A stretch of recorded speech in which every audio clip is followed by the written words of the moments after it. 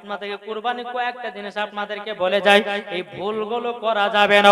যদি কুরবানি করার আগে এইগুলো যদি ভুল কাজ করেন কুরবানি হবে না। শুনতে রাজি আছেন? কে কে শুনবেন না একটু হাত তোলেন। আমি বলেছি কে কে শুনবেন না, শুনবেন হাত তুলে দেখান।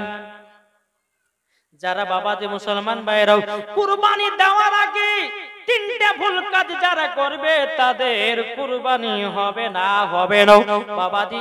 এক নম্বর বাবাজি মুসলমান ভাইরাও এ সোনা মানিকেরাও, এখন কিছু বড় লোককে দেখা যায় বাবাজি আপনার হাটে গেছে, হাটে যাওয়ার পরে মোটা সোটা গরু কিনে নিয়ে এসেছি, নিয়ে আসার পরে মানুষের সামনে বলে বেড়াতে দেখো দেখো আমার মতো কেউ কুরবানি দিতে পারে না, দেখো আমি 1 লাখ টাকা দিয়ে কুরবানি কিনেছি। আল্লাহ বলছে বান্দারে কি অহংকার দেখাছিস, এই কুরবানি তোর দরবারে আল্লাহ বলছে আমার দরবারে কবুল হবে না। বাবাজি আপনার অনেক মুসলমানকে দেখা যায় বলে ভাই দেখো তোমাদের গরু থেকে আমাদের গরু গোশ বেশি হবে, আমরা বেশি করে ভাগ পাবো, বলে না কি গো? মোটা সোটা গরু পেয়েছে এখন আরে ওয়াদ বলে ঢুকলে তো ভালো করতে পারে, এক দিয়েছে 7,000, ও করলে 7,000, একটা গরু মোটা আছে মানে এই গোশ বেশি পাবে, তাহলে আমাদের ভাগা থেকে যদি কম মতো গোশ পড়বে। হ্যাঁ বাবা তো মুসলমান এইরকম নিয়ে যদি থাকে তার কুরবানি কবুল হবে না। কুরবানি হবে আমার আল্লাহর জন্য, জোরে বলেন সুবহানাল্লাহ। আল্লাহর রাস্তায় আমরা কুরবানি করব বাবাজি মুসলমান ভাইরাও। আপনাদেরকে বলা যায় 1 নম্বর বাবাজি গরু কিনে নিয়ে আসলে পরে অহংকার দেখাবেন না। বাবাজি আমি এত টাকা দামে গরু কিনেছি, আমার গরুর আপনার কুরবানির গোশত বেশি হবে, আমি বেশি ভাগা পাবো। বাবাজি মুসলমান এইরকম নিয়ত যেন না থাকে। 1 নম্বর হয়ে গেল। দ্বিতীয় নম্বর বাবাজি বিরাদর ইসলাম মাদার সামানিকরাম, এখন অনেকে মানুষকে দেখা যায় রে বাবা বাবাজি কুরবানিতে কেউ বাবা ভাগা দেয় কি দেয় না? কি গো একটা গরু কয়জন থাকেন আপনাদের দিকে? 3টে 5টা 7টা থাকে না? একটা গরু 7টা থাকে। আচ্ছা বলুন 7টার ভিতরে যদি কেউ একজন সুদখোর থাকে কুরবানি হবে নাকি? কি রে ভাই হক কথা বলবো আপনাকে, একটা কথা বলি বাবাজি সোনা মানিকেরাও, একটা বাবাজি 1 বালতি পানিতে, একটু বুঝবেন ভালো করে বুঝবেন, 1 বালতি পানিতে যদি 1 ফোঁটা যদি মদ পড়ে যায় নাপাক, নাপাক জি কেন নাপাক হবে? 1 ফোঁটা তো পড়েছে নাপাক কেন হবে? কি গো 1 বালতি পানিতে যদি 1 ফোঁটা মদ পড়ে যায় বাবাজি পানিটাই হয়ে যাবে নাপাক। 7 জনের ভিতরে একজনের যদি সুদের টাকা ঢুকে যায় বাবাজি সবটাই হয়ে যাবে বেকার।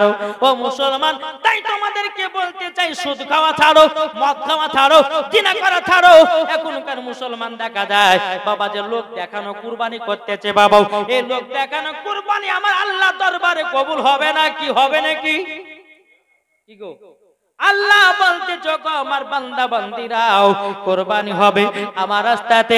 বিরাদর ইসলাম মাদ্রাসা মানে কিরাম 3 নাম্বার বিরাদর ইসলাম কুরবানি দেওয়ার আগে বাবাজি 3 ভাগ করতে হবে। কুরবানি যখন হয়ে গেল 3 ভাগ ভাগ করতে হবে। এখন কিছু কিছু বক্তা বার হয়েছে বুঝছে এই মশলা কোন কিতাবের মধ্যে নাই। আরে বোকা কুরবানি গোশ এতে ক ভাগ করে? 3 ভাগ করে না? এখন কিছু কিছু বক্তা বাড়িছে বাংলাদেশে বলছে যে কোন কুরবানির গোশ 3 ভাগ করা চলবে না। জি বলছে না? বলছে শুনতে পেয়েছেন? শুনতে পেয়েছেন? হ্যাঁ আমরা শুনেছি বাপজি মুসলমান, এরা বলতেছে কোন কুরবানির গোশ 3 ভাগ করা চলবে না। আর আমাদের মশলার কিতাবের মধ্যে লেখা আছে কুরবানির গোশ বা খাসির গোশ আপনার কুরবানি বা আপনার আকিকার এই গোশগুলোকে 3 ভাগে ভাগ করতে হয়। এক ভাগ হচ্ছে আত্মীয় স্বজনের জন্য, একটা ভাগ হচ্ছে ফকির মিসকিনদের জন্য, আর আরেকটা হচ্ছে কার জন্য? বাড়িদের জন্য। বুঝতে পারলেন না? এই 3 ভাগ করতে হয়। এখন এরা বলতে যে ভাগটা করা চলবে না, যারা ভাগ করবে 3 ভাগে ভাগ করতে তাদের কুরবানি কবুল হবে না। তাই বলতে আরে বোকা 3 ভাগে না করলে পরে তোমার কুরবানি কবুল হবে না, আকিকাও কবুল হবে না। বুঝতে পেরেছেন কিছু? তাহলে এই তিনটা ভুল কাজ করা চলবে না। তা আপনাদেরকে বলতেছে বাপজি মুসলমান, কুরবানি দিবেন, কিন্তু কুরবানি কার মতন দিবেন? বেরাদর ইসলাম আরেকটা আপনাদেরকে বলে যাই, কুরবানি দিবেন ভালো কথা, আপনার ছাগল হচ্ছে ক বছর? ছাগল ক বছর? 1, গরু 2, উট 5। দেখেন ছাগল হয়তো কেউ কুরবানি করছে, ছাগলের ভিতর বাবা একদিন যদি কম হয়ে যায় তাহলে হবে? কুরবানি হবে না। যদি গরুর 2 বছর পুজতে একদিন বাকি আছে, কুরবানি হবে না। উটের যদি আপনার একদিন পুজতে 5 বছর বাকি আছে, বাবা কুরবানি হবে না, হবে না, হবে না। তাইলে বাবা যে মুসলমান, এখন আপনি ভাবতেছে 1 বছর পুজলো তো না কি হবে, শরীরে তো মাংস বেশি আছে, কুরবানি হবে। আরে বোকা, কুরবানি যতই শরীরে গোশত থাক না কেন, 1 বছর যদি না পুজে ওই কুরবানি আল্লাহর দরবারে কবুল হবে না। বেরাদর ইসলাম মুআজ্জাজ সামানে কিরাম, তাই কুরবানি দেওয়ার আগে ছাগলের যেন 1 বছর পুজে, গরুর যেন 2 বছর পুজে, আর বাবাজি মুসলমান ভাইয়েরা উটের যেন 5 বছর পুজে। বাবাজি এটাই মসলার কিতাবে লেখা আছে, জোরে বলেন না সুবহানাল্লাহ। বাবাজি মুসলমান ভাইয়েরা, আমরা কুরবানি কেন করি জানেন? জানা আছে কাউরে? কিছু কিছু মানুষ ভাবে যে গোশ খাওয়াকে কুরবানি বলে, বলে না? দেখেন আমার মনে হয় যে আপনারা ওয়াদার শুনবেন না, শেষ করব, শুনবেন কেন আমরা কুরবানি দিয়ে? এটা শুনবেন জি, একটু মন দিয়ে শুনবেন, আর মন দিয়ে যখন শুনবেন বেরাদর ইসলাম, ওই কাজ আপনার আল্লাহর দরবারে কবুল হবে। জোরে বলেন কি ঠিক না? কুরবানি কেন আমরা দিই আর কেনই বা আমরা করি বাবা চলেন। আল্লাহ পাক আল্লাহ তাআলা বলতেছে, ওগো আমার ফেরেশতারো দেখে নাও, দেখে নাও, আমার ইব্রাহিম খলিলুল্লাহ, আমি তাকে পরীক্ষা করব। জোর হবে না? হযরত ইব্রাহিম খলিলুল্লাহর বাবাজি প্রথম স্ত্রীর নাম ছিল বাবাজি মা সারা, আর দ্বিতীয় নাম্বার স্ত্রীর নাম ছিল মা হাজেরা। জোরে বলেন, গভীর মন দিয়ে শুনেন বাবা, আপনার শুনতে মজা লাগবে। বেরাদর ইসলাম মুআজ্জাজ সামানে কিরাম, যখন বেরাদার হযরত ইব্রাহিম খলিলুল্লাহ যখন বেরাদর ইসলাম মা সারাকে বিয়ে করেছিলেন, এই মা সারার আব্বার নাম ছিল বাদশাহ নমরুদ। নমরুদের বিটিকে বিয়ে করেছিল ইব্রাহিম খলিলুল্লাহ। কেন চলেন, একদিন বেরাদর ইসলাম কেনান শহরে বেরাদর একটা মেলা হতো। মেলা মানে বুঝেন তো জি, মেলা হতো। মেলা যখনই হতো বেরাদর ইসলাম কেনান শহরে সমস্ত আপনার বাদশা নমরুদের আরো যারা পূজারী যারা আছে তারা সবে বাবাজি বলে চলো মেলাতে চলো, সবাই মেলাতে চলে যেত। কিন্তু ইব্রাহিম খলিলুল্লাহ বাবাজি তিনি আপনার কোন মেলাতে চলে যেত না, মেলা টেলাতে যেত না, এটাও তিনি পছন্দ করত না। বেরাদর ইসলাম মুআজ্জাজ সামানে কিরাম, কেনান শহরে বছর বছর একটা মেলা হতো, ওই মেলাতে বাবা সবাই চলে যেত, কিন্তু ইব্রাহিম খলিলুল্লাহ বাবা কোনো মতেই আপনার যেত না, যেত না। বেরাদর ইসলাম মুআজ্জাজ সামানে কিরাম, এ সোনা মানিকের যখন আপনার কথা বলার পরে বেরাদর ইসলাম মুআজ্জাজ সামানে কিরাম, এ সোনা মানিকের ইব্রাহিম খলিলুল্লাহ তিনি বাবা মেলাতে আর গেল না। বেরাদর ইসলাম কাবার ভিতরে 360টা বাবা মূর্তি ছিল। কটা বললাম বাবা? কটা? 360টা মূর্তি। ইব্রাহিম খলিলুল্লাহ কি করেছে বাবাজি? থালাতে প্রসাদ নিয়েছে। নেবার পরে ইব্রাহিম খলিলুল্লাহ বলতেছে, দেখি তো এই মূর্তিদের কাছে নিয়ে যায়, আর যদি না খেতে পারে তাইলে পরে সবকে ভেঙে চুরমার করে দেব। কি বলেছে? সব ভেঙে দেবে। ইব্রাহিম খলিলুল্লাহ তিনি কি করেছে? একটা থালাতে বাবা প্রসাদ নিয়েছি, নেওয়ার পরে বেরাদর ইসলাম মুআজ্জাজ সামানে কিরাম, এ সোনা মানিকেরাও আপনার প্রসাদ নিয়ে কি বলতেছে, এই মূর্তি খা, প্রসাদ খাও। বাবা কোন মতে খাই নাও, কোনো মতে খাই না, কোনো মতে খাই নাও। বাবাজি আদর আপনার ছোট বাচ্চার আটকার যত যত মূর্তি ছিল বাবাজি, সব মূর্তি কাছে আপনার প্রসাদ নিয়ে যা হলো বাবাজি, কেউ খাই না, কেউ খাই না। একটা তাদের বড় তাদের দেবতা ছিল বাবাজি, তার কাছে প্রসাদটা নিয়ে গেছে, বলছে হ্যাঁ মূর্তি প্রসাদ খাও, প্রসাদ খাও, প্রসাদ খাও। যখন বাবাজি কথা বলার পরে বাবা কোনো মতেই প্রসাদ খায় না, কোনো মতেই প্রসাদ খায় না। বাবাজি কি করেছে, ইব্রাহিম খলিলুল্লাহ তিনি একটা মুন্ডটাকে উড়িয়ে দিয়েছে। উড়িয়ে দেওয়ার পরে একটা কুলহাড়ি ছিল বাবা, কুলহাড়িটা আমাদের বড় দেবতার গলায় ঝুলাইয়া দিয়েছে। ঝুলাইয়া দেওয়ার পরে বাবাজি সবাই মেলা থেকে এসেছি, কাবার ভিতরে ঢুকতেছে, কি ব্যাপার আমাদের এই দেবতাগুলো কে ভেঙেছে বলো? বাবা কেউ বলে না, কেউ বলে না। সমস্ত আপনার কেরান শহরের আপনার সমস্ত মানুষেরা বলতেছে, বলে শোনো গো শোনো, তোমাদেরকে একটা কথা বলি, সবাই তো মেলায় গেছিল, ইব্রাহিম খলিলুল্লাহ মেলাতে যায় নাই, মনে হয় উনি মূর্তিগুলো ভেঙেছে, দেবতাগুলোকে ভেঙেছে। বাবাজি মুসলমান ভাইরাও, বাদশা নমরুদ কি করলো, আপনার ইব্রাহিম খলিলুল্লাহকে ডেকে নিয়ে আসলো। ডেকে নিয়ে আসার পরে বলছে, ইব্রাহিম, ওগো ইব্রাহিম, তুমি নাকি আমাদের দেবতাকে ভাঙচুর করেছো, কিসের জন্য ভাঙচুর করেছো? এখন ইব্রাহিম খলিলুল্লাহ বলতেছে, এই বাদশা নমরুদ, তোমাদের দেবতা যদি কথা বলতে পারে, তোমাদের দেবতাকে তুমি জিজ্ঞাসা করো কে ভেঙেছে, উনি তো বলে দিতে পারবে। জিজ্ঞাসা করেন তাকে। বাদশা নমরুদ বলতেছে, সে কি আর বলতে পারে? তখন বাবাজি মুসলমান ইব্রাহিম খলিলুল্লাহ বলতেছে, সে যদি বলার ক্ষমতা না থাকে তাইলে পরে সে আমাদের দেবতা হয় কি করে, আমাদের স্রষ্টা হয় কি করে? বাবাজি মুসলমান ভাইরাও, এদিকে ইব্রাহিম খলিলুল্লাহ বলতেছে, বাবাজি মুসলমান সমস্ত গ্রামের মানুষেরা বলতেছে ইব্রাহিম ভেঙেছে, একে আগুনের ভিতরে ফেলা হোক। বাবাজি ইব্রাহিম খলিলুল্লাহকে আগুনে ফেলার জন্য আপনার তৈরি করতেছে। বাবা একটা গর্ততে এক না দুই না 100 বছর ধরে বাবা আগুনের পূজারীরা বাবা আগুন জ্বালিয়েছে, আর ওই আগুনে ইব্রাহিম খলিলুল্লাহকে বাবা নিক্ষেপ করবে। বেরাদুল ইসলাম মুআদ্দিন সামানিকেরাও, এ সুরা মানিকেরাও, ইব্রাহিম খলিলুল্লাহকে যখন বাবা আগুনে নিক্ষেপ করতে যাবে কি বেরাদুল ইসলাম মুআদ্দিন সামানিকেরাও, এই জায়গাতে একটা দেখা যায় বেরাদার ইব্রাহিম খলিলুল্লাহকে কেউ জানো ছেড়ে আগুনে নিক্ষেপ করতে পারে না। ইবলিস শয়তান বলছে, বাদশা নমরুদ, ইব্রাহিম খলিলুল্লাহকে তোমরা আগুনে ফেলতে পারবে না। বলে কেন? বলো 70,000 ফেরেশতাতে ধরে আছে। কত? 70,000 ফেরেশতাতে ধরে আছে। ইবলিস শয়তান বলছে, যদি ওকে ফেলতে চাও তাহলে এক কাজ করতে। বলে কি? বলে কিছু মহিলা কোন ছেলেদেরকে ডেকে নিয়েছে, তাদেরকে জিনা করাতে হবে। কি বললাম? কিছু বেটা ছেলে কিছু মেয়ে ছেলেকে একই জায়গাতে একত্রিত করো, আর করার পরে তাদেরকে জিনা করাও, ছেলেগুলো নাপাক হবে।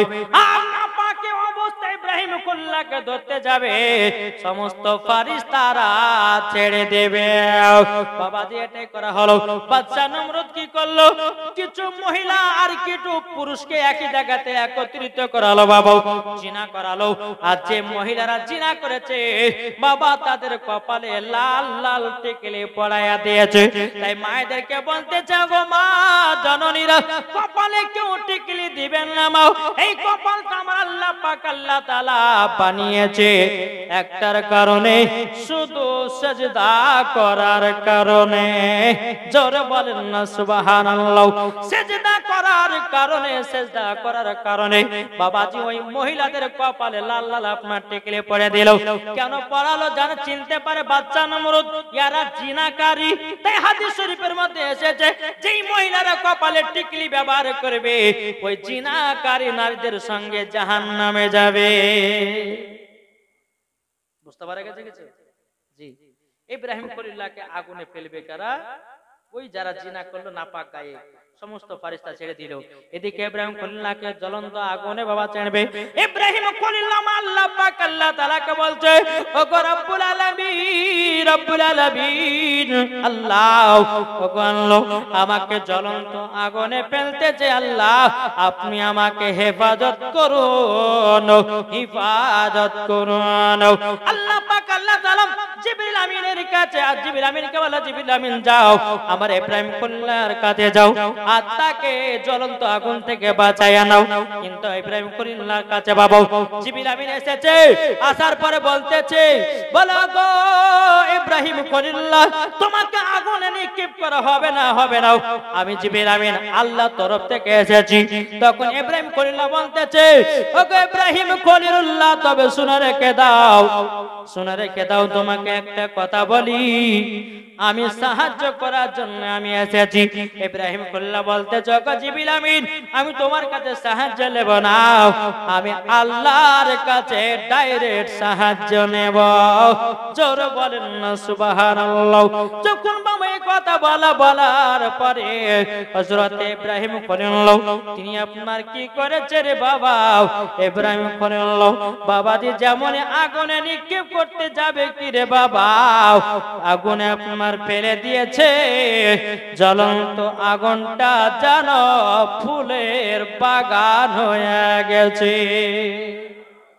কিসের বাগান? ফুলের বাগান হয়ে গেছে।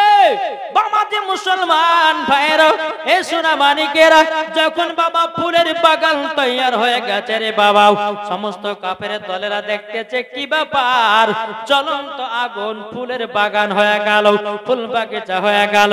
ফেরাদ ইসলাম মাদের সামানিকেরা, আর এই ঘটনা দেখে নিয়েছিল বাদশাহ নমরুদের বিটি মা সারা। জোর বলেন, মা সারা দেখে নিয়েছে, জানালাতে দেখছে কি ব্যাপার, এত জ্বলন্ত আগুন ওনাকে ফেলার পরে আগুনটা ফুল বাগিচা হতে পারে, নিশ্চয় ইনি কোনো সাধারণ মানুষ নয়, নিশ্চয় উনি আল্লাহর নবী হবে। তখনই মনে সারা দিল যে আমি ওনাকে ছাড়া কাউকে বিয়ে করব না। জোর বলেন। তখন মা সারা কি করলেন, ইব্রাহিম খলিলুল্লাহকে বিবাহ করলেন।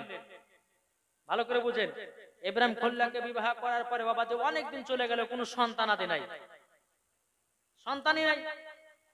কমসে কম বাবাজি 80 বছর পার হয়ে গেল, কোন সন্তান আদি নাই ইব্রাহিম খলিলুল্লাহ। মা সারা বলতেছে, স্বামী গো, আমাদের তো সন্তান আদি হলো না, আপনি দ্বিতীয় বিয়ে করুন। এখনকার মায়েরা দিবে, সন্তান যদি না হয় তো দ্বিতীয় বিয়ে স্বামীকে করতে দিবে, দিবে গো? থুত না দিয়ে কেলাবে ধরে, হ্যাঁ বলে সন্তান হয়েছে না তো কি হয়েছে, আমি যতক্ষণ বাঁচা থাকবো তোমাকে বিয়ে করতে দিব না। বাবা যে মুসলমান সোনা মানিক, আপনাদেরকে বলতে চাই, মা সারা কি করলেন, স্বামী কইতে, স্বামী গো আপনি আরেকটা বিয়ে করুন যেন আমাদের সন্তান আদি হয়। জোরে বলেন সুবহানাল্লাহ। ইব্রাহিম খলিলুল্লাহ বলতেছে, এই সারা তবে শোনো গো, আমি যে বিয়ে করব মহিলা পাবো কোথা থেকে? তখন মা সারা বলতেছে, আমি একটা মহিলা খুঁজবো, মহিলা খুঁজবো। বলে ঠিক আছে খুঁজবে। এদিকে মা সারা বাবা মহিলা খোঁজার জন্য বাবা তৈয়ার হয়ে গেল। বেরাদুল ইসলাম মাদ্রাসা মানিকেরাও তৈয়ার যখন হতে লাগলো, একদিন দুদিন তিন দিন বাবা আপনার খোঁজ করতে করতে করতে একদিন হঠাৎ করে বাবা দেখা হয়ে গেল মা হাজেরার সাথে। জোরে বলেন সুবহানাল্লাহ। মা সারা হাজেরাকে বলছো, হাজেরাও তোমাকে আমার স্বামী বিবাহ করতে চায়, আর তোমার সাথে আমার স্বামীর বিবাহ দিতে চায়। বলে কিসের জন্য? বলে আমাদের সন্তান আদি নাই, আমাদের সন্তান আদির একটা প্রয়োজন আছে, তার জন্য আমার স্বামীর সাথে তোমার বিয়ে দিতে চাই। মা হাজেরা বলতেছে, বলে আমি বিবাহ করতে চাই না। বলে কেন বিয়ে করতে চাও না? বলে এই কেন জানলে, তোমার স্বামী আছে, আমি ঠিক মতো মোহাম্মত পাবো না। বলে কে বললে পাবে না? আমরা দুজনা যদি ঠিক থাকি, আমরা একটা স্বামীর কাছে দুজনাই ভালোবাসা পাবো। জোরে বলেন না সুবহানাল্লাহ। এদিকে মা হাজেরা রাদিয়াল্লাহু তাআলা আনহা বাবাজি ইব্রাহিম খলিলুল্লাহকে বিবাহ করে নিলেন। জোরে বলেন। ইব্রাহিম খলিলুল্লাহকে যখন বাবা বিবাহ করলেন, করার পরে বেরাদুল ইসলাম মাদান সাবানি কিরাম, এ সোনা মানিকেরাও, ও মা খালা শুনেছেন, মারাতের বেলা মা জননীরাও, যখন বিবাহ শাদী করা হলো, কিছুদিন পরে বাবা একটা সন্তান জন্ম নিল, তার নাম হলো হযরতে ইসমাইল। জোরে বলেন, নাম কি? হযরতে ইসমাইল। মা হাজেরার গর্ভে থেকে সন্তান জন্ম নিল, তার নাম হলো ইসমাইল। বেরাদুল ইসলাম মাদান সামানি কিরাম, ইব্রাহিম খলিলুল্লাহ বাবাজি ইসমাইলকে এত মহব্বত করে, এত ভালোবাসে, এত বাবা প্রেম মহব্বত করে, এত মহব্বত করে। আমার আল্লাহ পাক আল্লাহ তাআলা একদিন ফেরেশতাদেরকে বলছে, এ ফেরেশতা দেখো দেখো ইব্রাহিম খলিলুল্লাহ তার সন্তান পেয়ে কতটা তাকে মহব্বত করতে আছে। তখন আমার আল্লাহ বলছে, এ ফেরেশতা দেখো, আচ্ছা তোমরা বলো তো ইব্রাহিম খলিলুল্লাহ আমাকে বেশি ভালোবাসে না তার সন্তানকে? ফেরেশতারা বলছে, বলে আল্লাহ গো, আল্লাহ গো, আপনাকে নয় তার সন্তানকে বেশি ভালোবাসে। আমার আল্লাহ বলছে, না রে ফেরেশতা না, ইব্রাহিম খলিলুল্লাহ আমাকে বেশি ভালোবাসে। জোরে বলেন, আমাকে বেশি ভালোবাসে।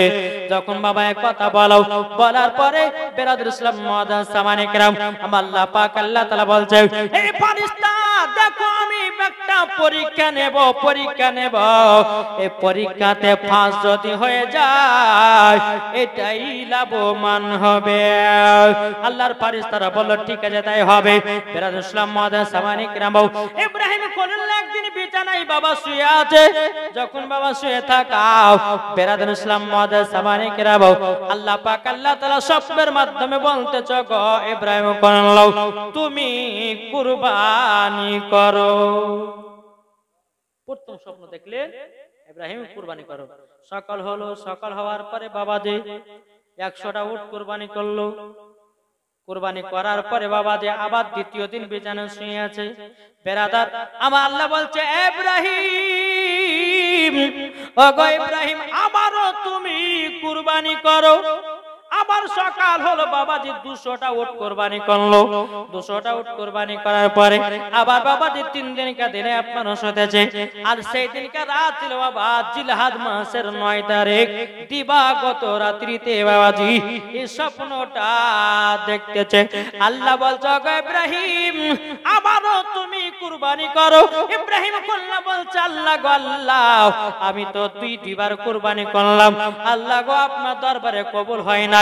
বেরাদুল ইসলাম আল্লাহ বলছে, ইব্রাহিম খলিলুল্লাহ আমার দরবারে কুরবানি কবুল হয় নাই। তো ইব্রাহিম কল্লা বলছে, আল্লাহ গো কি করলে পরে আপনার রাস্তায় কুরবানি হবে?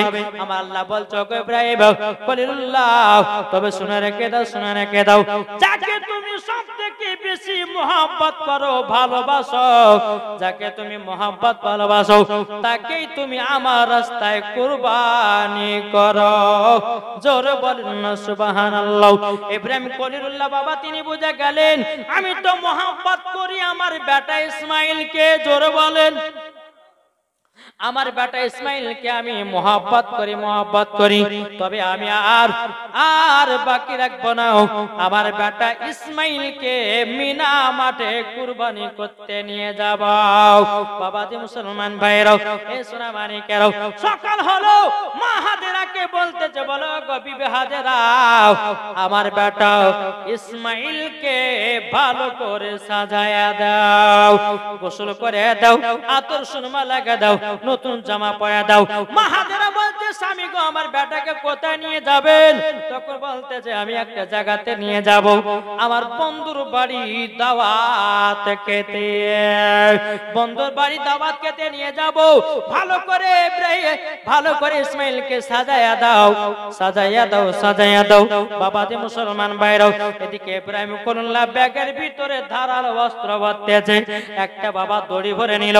দড়ি ভরে নেওয়ার পরে মা হাজেরাকে বলছে, বিবে গো দাও আমার বেটাকে বেটাকে দাও, আমার সাথে করে নিয়ে যায়। এদিকে ইবলিস শয়তান মানুষের রূপ ধারণ করেছে বাবাজি।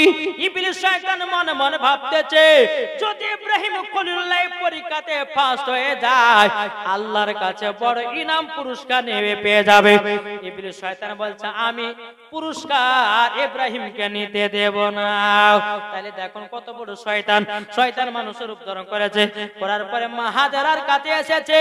আচ্ছা বলছে, হাজেরা, ও গো মা হাজেরা, শোনো গো, তোমার বেটাকে বন্ধুর বাড়ি দাওয়াত খেতে নিয়ে যায় না, তোমার বেটাকে নিয়ে গেছে মিনা মাঠে কুরবানি করার জন্য, আল্লাহ রাস্তায় কুরবানি করবে। মা হাজেরাকে যখন এই কথা বললেন, বাবাজি একবার বললো, দুবার বললো, মা হাজেরা বলছে, কে তুমি? আমি তো জানি না। আমার স্বামী যদি আল্লাহ রাস্তায় কুরবানি করার জন্য আমার বেটা ইসমাইলকে নিয়ে যায়, কোনো দুঃখ নাই, আমি হাজার হাজার ইসমাইলকে আমি আল্লাহ রাস্তায় কুরবানি করতে চাই। ইবলিস শয়তান মনে মনে ভাবছে, এক তো পারা গেল না, তাহলে এক কাজ করি, ইসমাইলের কাছে যাই। মানুষের রূপ ধারণ করেছে, করার পরে বেরাদুল ইসলাম মুআদ্দাস মানিকরাও যখন মানুষের রূপ ধারণ করেছে, করার পরে ইসমাইলকে বলছে, ইসমাইল তোমার আব্বার সাথে যেও না, তোমার আব্বা তার বন্ধুর বাড়িতে দাওয়াত খেতে নিয়ে যাবে না, নিয়ে যাবে না। তাহলে কোথায় নিয়ে যাবে? বলে তোমাকে মিনা মাঠে কুরবানি করতে নিয়ে যাবে, তোমার আব্বা আল্লাহ রাস্তায় তোমাকে কুরবানি করবে। ইসমাইল বাবাজি একবার নয়, দুবার নয়, তিনবার যখন শয়তানের কাছে কথা শুনেছে, ইসমাইল বলতেছে, বলে কে তুমি? বলে আমি সেটা তো বলবো না, তবে শুনে রেখে দাও, শুনে রেখে দাও, তোমাকে একটা কথা বলে দি। বলে কি কথা? আমার আব্বা যদি আল্লাহ রাস্তায় যদি আমাকে কুরবানি করে দেয়, দেখ আমি হাজার ইসমাইল আমি আল্লাহ রাস্তায় আমি কুরবানি হয়ে যাব। সৃষ্টির সেরাও সবার আলা নবী জি আমার, জোর বলেন, সৃষ্টি সেরাও সবার আলা নবী জি আমার, নবে নবে নবে নবী দাও না বারংবার, সৃষ্টি সেরাও সবার আলা নবী জি আমার। আরে মানুষ এলো গেল যত শত, আরে কে হবে গো নবীর মতো? আরে মানুষ এলো গেল যত শত, আরে কে হবে গো নবীর মতো? সৃষ্টি সেরা সবার আলা নবী জি আমার, সৃষ্টি সেরা সবার আলা নবী জি আমার। মুসলমান ভাইরা, এই সোনা মানিকেরাও, ইবলিস শয়তান মনে মনে ভাবছে, ইসমাইলকে তো ভাঙানো গেল না, এখন শেষ। ইব্রাহিম খলিলুল্লাহকে বলে দেখে, তখন বেরাদুল ইসলাম মুআদ্দাস মানিকেরাও, ইবলিস শয়তান মানুষের রূপ ধারণ করেছে, এই ইব্রাহিম খলিলুল্লাহ গো, আপনার সন্তান এত সুন্দর সন্তানকে আল্লাহ রাস্তায় কুরবানি করিও না, করিও না, এত ফুটফুটে সুন্দর সন্তান কুরবানি করিও না।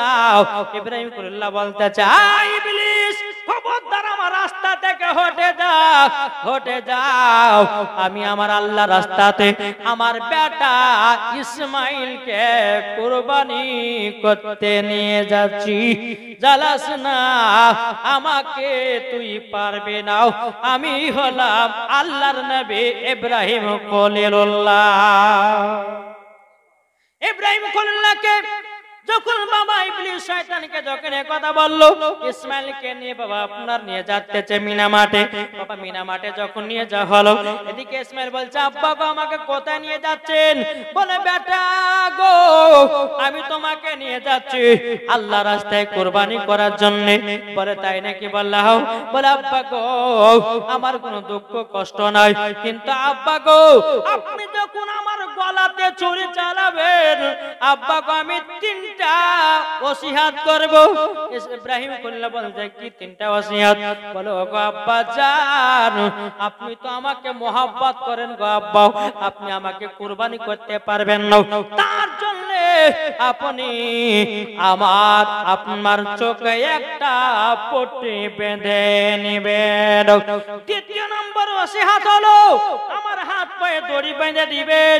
3 নাম্বার হলো আমার বড় বড় মাথার চুল আছে, এই চুলগুলো আব্বা গো তুমি নাড্ডা করে দাও, তারপরে আল্লাহর রাস্তায় আমাকে কুরবানি করে দাও। বাবা যে সেটা করা হলো, হাত পায়ে দড়ি বাঁধা হলো, ইব্রাহিম খলিলুল্লাহর বাবা চোখেতে পট্টি মারা হলো। বেরাদার ইসলাম মাদ্রাসা মানে কেরাবো শুইয়ে দিয়েছে মিনা মাঠে। এখন কুরবানি করার জন্য অস্ত্রটা বের করবে। এত ধারালো অস্ত্র বাবাজি, একবার যদি গলাতে ছুরি চালায়া দেয় বাবাজি মুসলমান একবারে বাবা সঙ্গে সঙ্গে পার হয়ে যাবে। বেরাদার ইসলাম মাদ্রাসা মানে কেরাও ইব্রাহিম খলিলুল্লাহকে শুইয়ে দিয়েছি। বেরাদার যখন হযরত ইসমাইলের গলাতে বাবা ছুরি চালায়, এত কষ্ট আছে বাবাজি, কোন মতে বাবাজি ইসমাইলের গলা কাটে না। ইসমাইলের গলা কাটে না, দুমার দিল তবু গলা কাটতেছে না। ইব্রাহিম খলিলুল্লাহ কি করেছেন বাবা, ওই অস্ত্রটাকে বাবা ধারালো অস্ত্রটাকে আপনার পাক দিয়ে ফেলে দিয়েছে। বাবা যে পাক দিয়ে রাগ করে ফেলে দিয়েছে, একটা পাথরে লেগেছে বাবাজি, ওই পাথরটা যেন আপনার 2 টুকরা হয়ে গেছে, কিন্তু ইসমাইলের গলা কাটে না। কেন না? আল্লাহ বলছে ওগো ইব্রাহিম খলিলুল্লাহ, ওই অস্ত্র পাথরের জন্য মানা নাই, কিন্তু ইসমাইলের জন্য মানা আছে। জোরে বলেন না সুবহানাল্লাহ। বাবাজি মুসলমান ভাইরাও 3 বার বেলা আবার ওই ছুরিটা অস্ত্রটা নিয়ে আসলো। যেমন আপনার 3 বারের বেলাতে আপনার কি নাও ইসমাইলের গলাতে আপনার ছুরি চালাতে যাবে। বেরাদার ইসলাম মাদ্রাসা মানে কেরাবো আল্লাহ বলছে জিবরিল আমিন জান্নাত থেকে একটা দুম্বা নিয়ে যাও। জোরে বলেন জান্নাত থেকে একটা দুম্বা নিয়ে দাও। জান্নাত থেকে দুম্বা নিয়ে যাও। জান্নাত থেকে দুম্বা নিয়ে আসলো ইসমাইলের জায়গাতে বাবা দুম্বাটা শুইয়ে দিল। এদিকে ইব্রাহিম খলিলুল্লাহ বাবাজি তিনি আপনার দুম্বার উপরে আপনার ছুরি চালাতেছে, আর ইসমাইল বলতেছে আল্লাহু আকবার আল্লাহু আকবার লা ইলাহা ইল্লাল্লাহ আল্লাহু আকবার ওয়ালিল্লাহিল হামদ। আপনার ইব্রাহিম খলিলুল্লাহ আপনার দুম্বার গলায় ছুরি চালাতেছে, আর ইসমাইল তিনার আব্বার পাশে আপনার দাঁড়িয়ে আছে, আল্লাহু আকবার আপনার বলতে আছে। জোরে বলেন না সুবহানাল্লাহ। হযরত ইব্রাহিম খলিলুল্লাহ যখন চোখ থেকে পট্টিটা খুলে নিয়েছে, বলে বেটা কি ব্যাপার, তুমি এই জায়গায় দাঁড়িয়ে কেন? যখন বলতেছে আব্বা গো আমি তো বলতে পারবো না। আমার ইব্রাহিম খলিলুল্লাহ বলছে আল্লাহ গো কি ব্যাপার, আমাকে গায়বী আওয়াজ দিয়ে জানায়া দাও। আল্লাহ বলছো গো ইব্রাহিম, ওগো ইব্রাহিম এটা ছিল আমার প্রতি পরীক্ষা, তুমি তোমার বেটাকে বেশি ভালোবাসো না আমাকে ভালোবাসো, এটা আমার ফেরেশতাদেরকে দেখালাম। আল্লাহ বলছে বলো গো ইব্রাহিম এটা আমি জারি করে দিলাম আমার বান্দাদের প্রতি, প্রত্যেক বছর জিলহাদ মাসের 10 তারিখে সবাই কুরবানি করবে। এটা হচ্ছে ইব্রাহিম খলিলুল্লাহর সুন্নাহ। তার জন্য আমরা কুরবানি করি আল্লাহকে রাজি খুশি করার জন্য। কি বলছে জি? তাহলে কুরবানি করবেন তো জি বাবাজি। এই কুরবানি যারা গরিব মানুষরা করতে পারবে না তাদের জন্য হক, তাদেরকে গোশত দিবেন। অনেক অনেক গরিব বাড়িতে দেখা যায় বাবাজি বেরাসাম বড় লোকেরা গোশত খায় ফ্রিজের ভিতর রাখে গো, 1 সপ্তাহ 2 সপ্তাহ 3 সপ্তাহ ধরে ফ্রিজের ভিতর রেখে দেখাচ্ছে, কিন্তু একটা গরিব মানুষগুলো পরে বাবাজি একটুখানি গোশত তারাকে দান করে না। এমন এমন কিছু কিছু বড় লোক আছে, সবাই নয়। তাই বাবাজি মুসলমান এই কুরবানি গোশত হচ্ছে আপনার ফকির মিসকিনদের জন্য। জি যারা কুরবান দিতে পারবে না তাদেরকে দাও, ইনশাআল্লাহ আপনাদের জন্য আপনারা খাবেন। কিন্তু বেরাদার ইসলাম আমাদের নিয়ত থাকবে কি আল্লাহর রাস্তায় কি করবেন, আল্লাহর রাস্তায় কুরবানি করব। এই নিয়ত যখন আমাদের থাকবে ইনশাআল্লাহ দেখবেন আমাদের কুরবানি আল্লাহ দরবারে কবুল হয়ে যাবে। ও মদিনার মাটি রে, জোর হবে না? এই নারে তাকবীর, নারে রিসালাত, মাসলাক আলা হযরত তাকে বলতেছে ও মদিনার মাটি রে,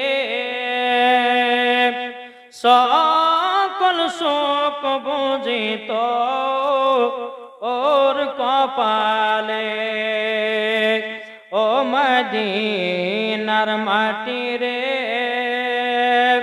সকল শোক বুঝিত ওর কপালে ও মদিনা রে তোর বুকে আমার নবী যার লাগি পাগল সবই যার তরে হইল সৃষ্টি ত্রিভুবন জোর বলেন আর জোর হবে না ও মদিনা রে তোর বুকে আমার নবী যার লাগি পাগল সবই যার তরে হইল সৃষ্টি ত্রিভুবন ভাবি আমি সারা কোণে কখন যাব সেখানে ভাবি আমি সারা কোণে কখন যাব সেখানে সহে না আমার প্রাণে ও মদিনার মাটি রে সকল শোক বুঝিত ওর কপালে ও মদিনার মাটি রে সকল শোক বুঝিত ওর কপালে একটু জোরে বলেন সুবহানাল্লাহ ও মদিনা রে পাখি যদি হতাম আমি উড়ে উড়ে যেতাম আমি থাকতো না মনের কোনো যন্ত্রণা ঠিক না কি গো সুবহানাল্লাহ হবে না আমি জানি যত রাত হবে তত বাবাজি বুঝলেন বেরাদুল ইসলাম মুআদ্দাস সামানী কিরাম যে মানুষ যত রাত হবে তত বাবাজি ওয়াজের দিকে কমবে জি তাই কই বলতেছে ও মদিনা রে পাখি যদি হতাম আমি উড়ে উড়ে যেতাম আমি থাকতো না মনের কোনো যন্ত্রণা